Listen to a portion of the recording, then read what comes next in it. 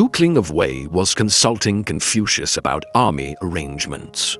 His answer was, "Had you asked me about such things as temple requisites, I have learned that business, but I have not yet studied military matters," and he followed up this reply by leaving on the following day.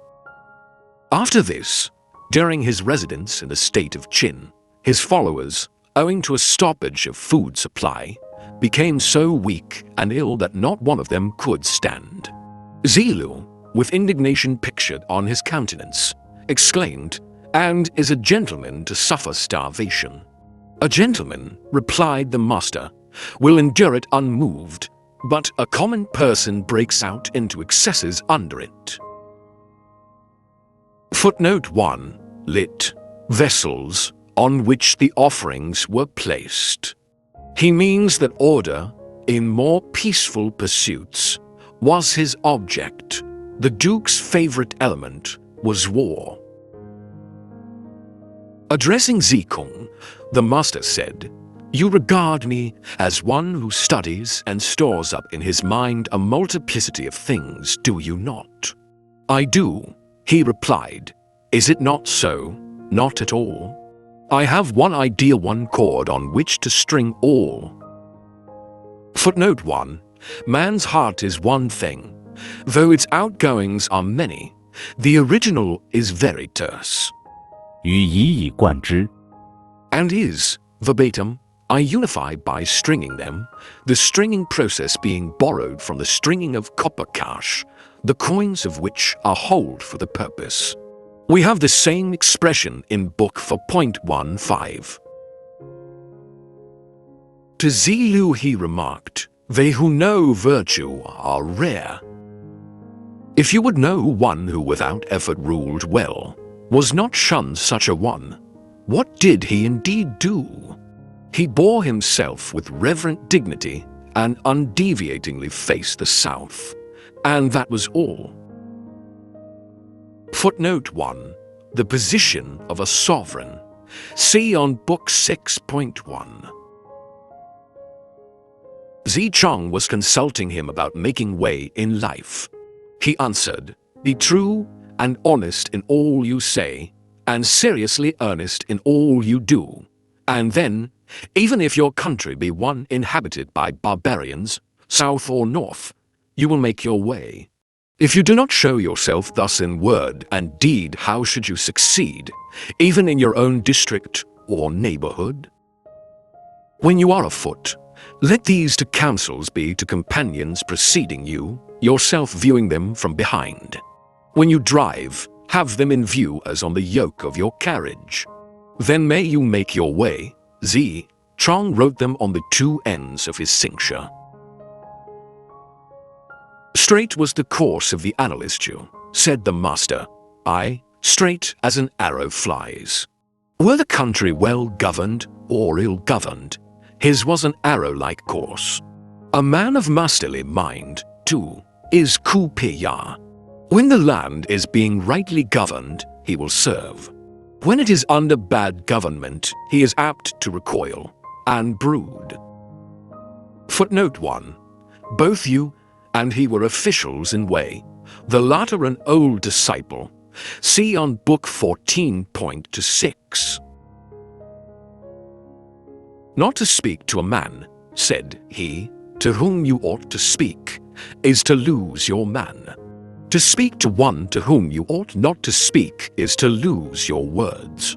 Those who are wise will not lose their man, nor yet their words." Again, the scholar whose heart is in his work, and who is philanthropic, seeks not to gain a livelihood by any means that will do harm to his philanthropy. There have been men who have destroyed their own lives in the endeavor to bring that virtue in them to perfection. Zikong asked how to become philanthropic. The master answered him thus: "A workman who wants to do his work well must first sharpen his tools. In whatever land you live, serve under some wise and good man among those in high office, and make friends with the more humane of its men of education." Footnote 1. In view of what immediately follows, Dr. Legg aptly quotes a parallel from Prov. 27:17. Iron sharpeneth iron, so a man sharpeneth the countenance of his friend. Yen Yuan consulted him on the management of a country. He answered, "Go by the Xia calendar. Have the state carriages like those of the Yin princes. Wear the Chao cap. For your music let that of Shan be used for the posturers. Put away the songs of Qing, and remove far from you men of artful speech. The Qing songs are immodest, and artful talkers are dangerous."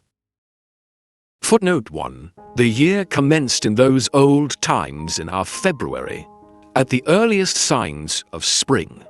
But in Confucius's time it began 2 months earlier. This dictum of his caused a change in the next dynasty after the Chao, and is obeyed still. Footnote 2. The dynasty next before the Chao, the state courages then were plain wooden ones. Those of the Chao sovereigns were gilded and decked out with gems. Footnote 3. Described in 9:3. Footnote 4. See Book 3.5 and Book 3.1. Footnote 5. Shiking 1.7. Other sayings of the master. They who care not for the morrow will the sooner have their sorrow. 'Tis hopeless. I have not yet met with the man who loves virtue as he loves beauty. Was not saying one like one who surreptitiously came by the post he held? He knew the worth of Hui of Liu Xia, and could not stand in his presence. Footnote 1. See Book 5.17. Footnote 2. A high official in Lu about 50 years before Confucius. Be generous yourself, and exact little from others, then you banish complaints. With one who does not come to me inquiring what of this, and what of that, I never can ask what of this, and give him up. If a number of students are all day together, and in their conversation never approach the subject of righteousness, but are fond merely of giving currency to smart little sayings, they are difficult indeed to manage.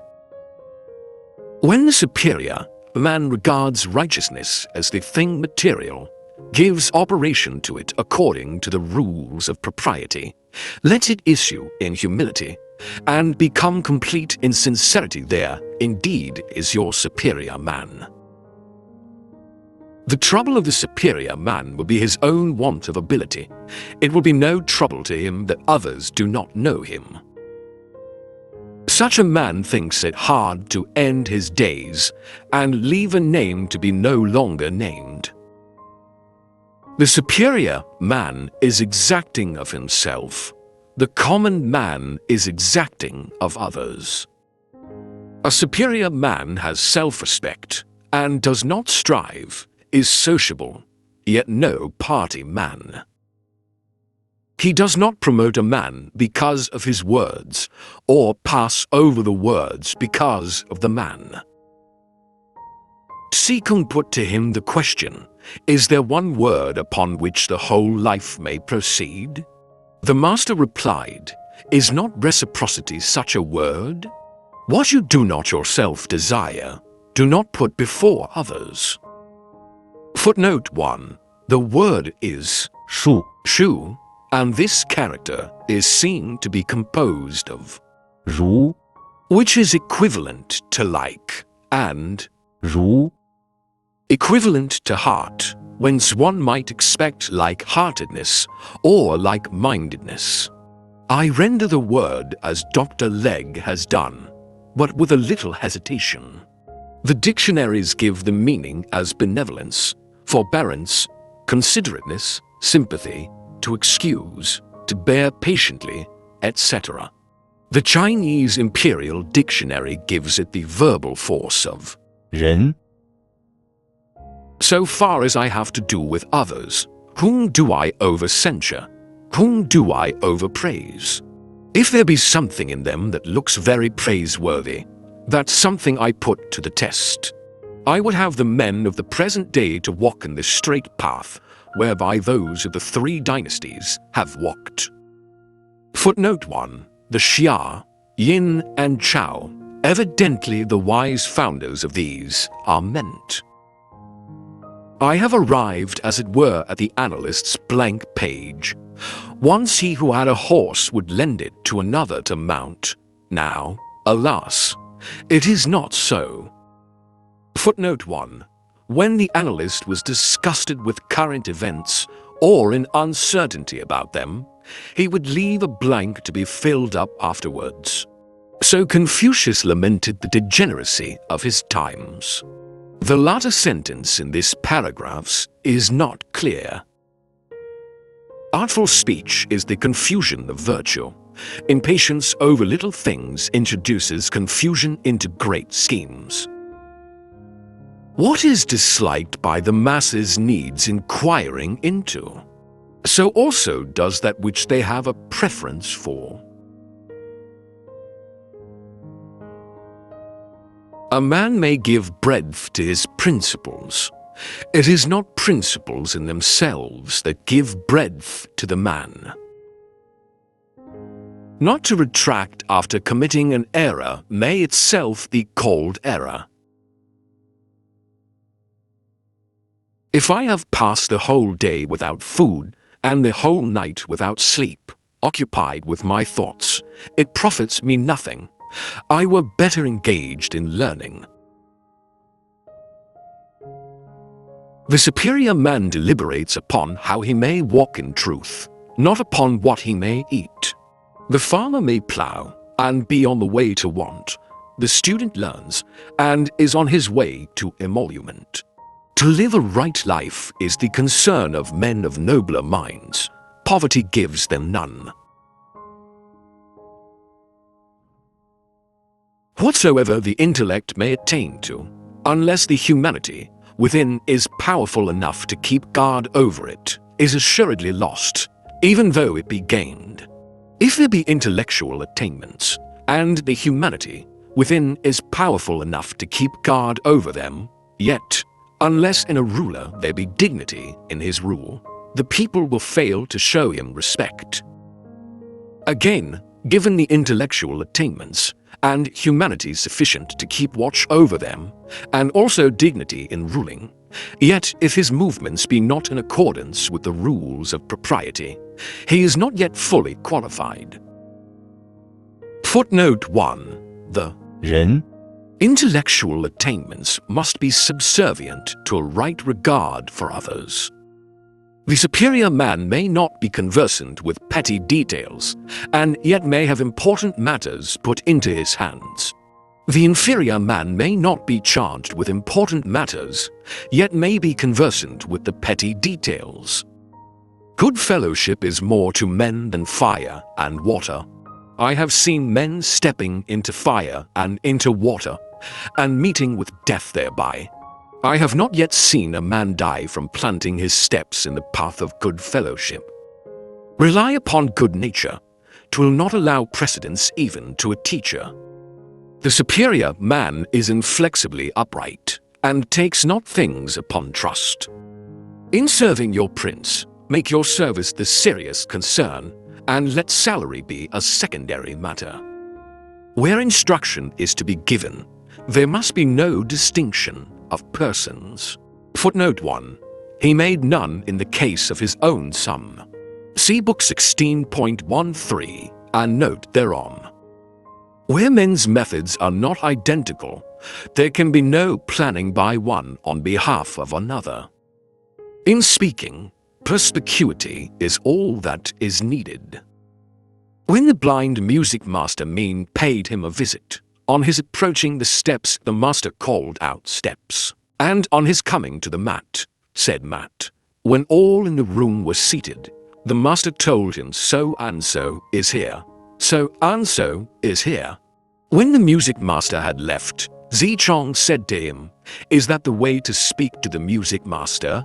"Well," he replied, "it is certainly the way to assist him." Footnote 1. The musicians at the court were blind persons. See Shiking, 3.1.8. Book for point 2. 5. This incident is recorded immediately after the last paragraph, evidently not only to show the sage's consideration for the blind, but to illustrate his sparing use of words. Footnote 2. For sitting upon, as we should say, the chair. Thanks for watching. Please like the video and subscribe to the channel for more excellent content.